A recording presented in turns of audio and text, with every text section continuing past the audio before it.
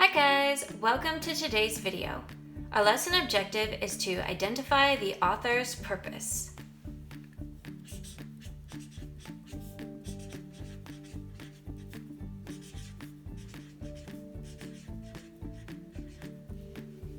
At the beginning of the school year, we learned that an author is a person who writes. They could write a book, they could write an article, they could write a passage, but an author is a person who writes. And so when we talk about the author's purpose, what we're talking about is the author's reason for writing. Why did the author write whatever they wrote?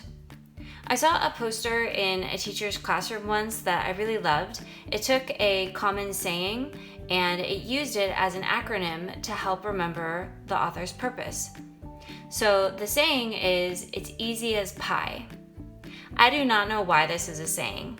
It's not actually easy to make pie. Maybe it means it's easy to eat pie because pie is delicious. But it is a common saying to say, it's as easy as pie.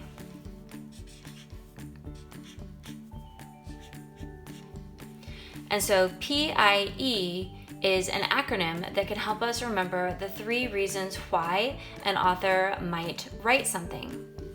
The first reason is to persuade us. Another word for persuade is convince.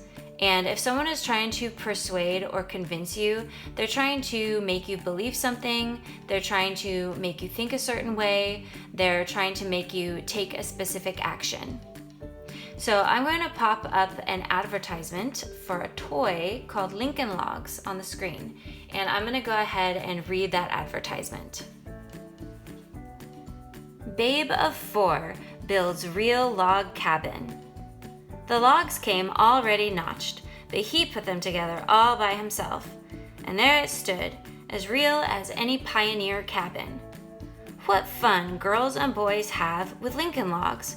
From 4 to 14, they delight to build cabins, railway stations, Wild West buildings, rustic furniture, bridges, and dozens of other things.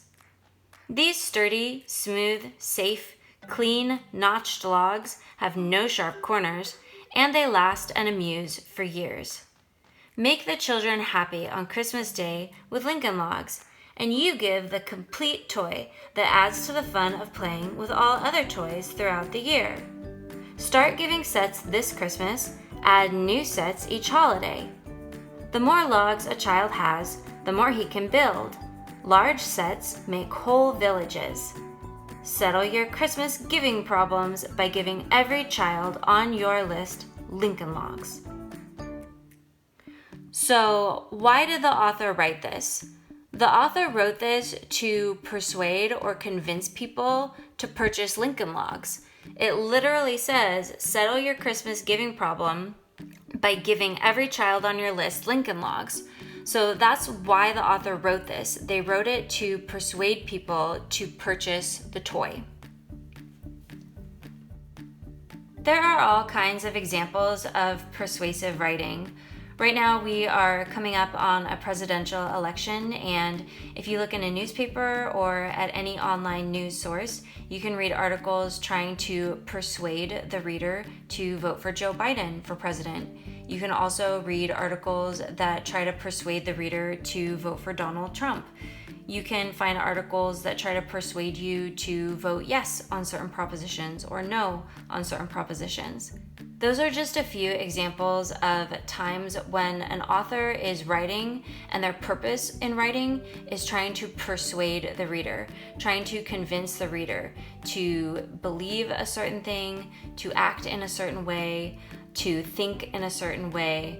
And so that is the first purpose that an author might have when they write something. The next reason an author might want to write something is to inform us. Another word for inform is to educate, and we have 2 really great examples of informational text this week. The first is the life cycle of a butterfly. That passage was written to inform us about the life cycle of a butterfly, how the butterfly begins as an egg, which hatches, and a caterpillar comes out, and then the caterpillar creates a case around itself and emerges as a butterfly. That passage was written to inform us. The same is true of the article about the life cycle of the frog. That text was written to inform us about how a frog develops from an egg to a tadpole to a froglet to a frog. And so there are times when text is meant to share information with us, to educate us, to give us knowledge. And those generally include facts, whereas a persuasive piece of writing will usually include opinions. A fact is something that is definitely true. We all agree on it. We cannot argue with it.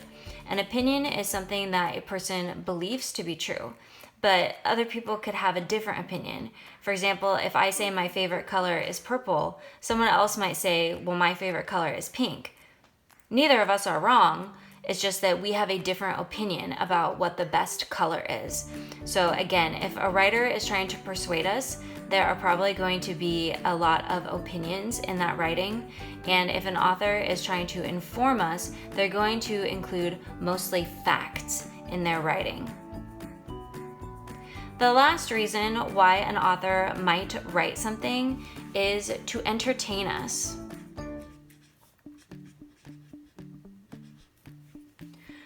To entertain means to amuse, to keep people interested, to make them pay attention and enjoy what you're writing.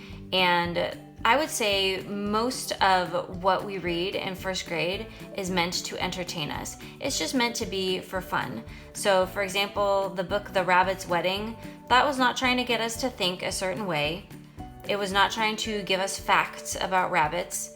It was just meant to entertain us. It was meant to be a fun and interesting story about two rabbits who get married in the forest. So those are the 3 reasons why an author might write anything from a book to an article to a passage.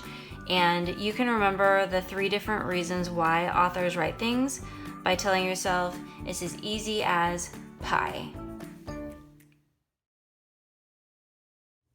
Now that we've learned the 3 different reasons why an author might write a story, we're going to read this story, The Fox and the Robin, and try to determine the author's purpose. Is the author trying to persuade us? Is the author trying to inform us? Or is the author trying to entertain us? Once, there lived a sneaky fox whose favorite food was fresh eggs. One April morning, he spotted a mother robin in a tree. The fox hid and watched. The mother robin flew off and came back with twigs and grass in her beak. Back and forth she went until she built a sturdy nest, strong and safe for her babies.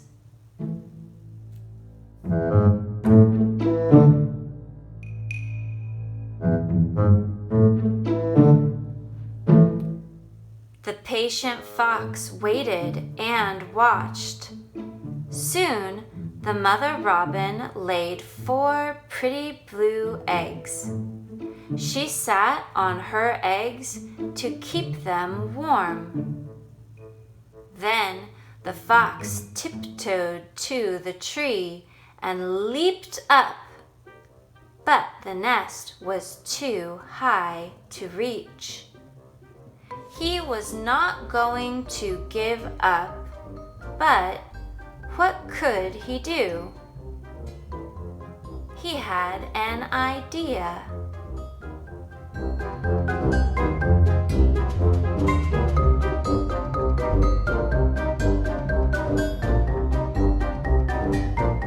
He ran to the woods and came back with his cousins. One by one, the foxes climbed on each other's backs. The clever mother robin saw the danger, and she knew exactly what to do. she flew down to the bottom fox and began tickling him on his belly. The fox laughed so hard that he fell over.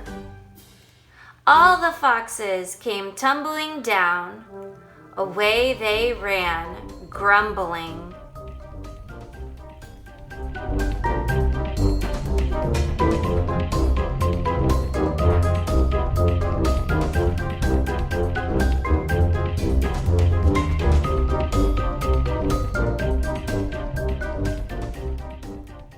The mother robin flew back to her nest and happily sat on her eggs. At last, 4 baby robins hatched. They grew and grew until they could fly away to make nests of their own. And the foxes never bothered them again, for as everyone knows, foxes hate to be tickled.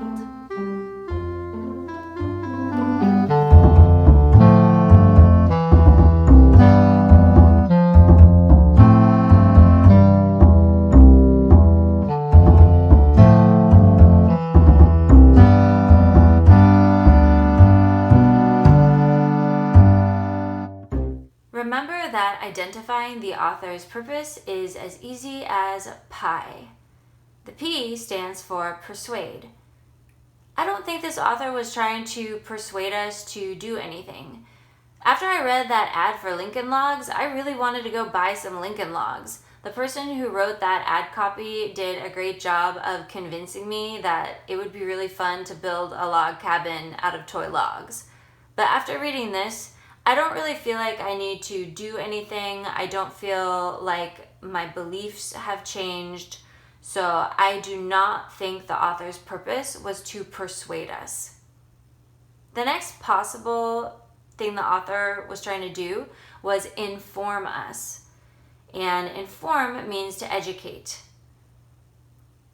And I'm going to say I don't think that's what the author is trying to do here. If the author was trying to inform us, they would be telling us facts about foxes. They would be telling us facts about robins. But that's not what's happening here. What's happening is that we have a story where the fox is talking and so is the robin, and the fox is coming up with a plan and trying to outsmart the robin, and this is a fiction story, and all of that leads me to believe that the author's purpose was to entertain the readers. It was just to tell a funny story about a fox who was being sneaky and a robin who was able to outsmart the fox.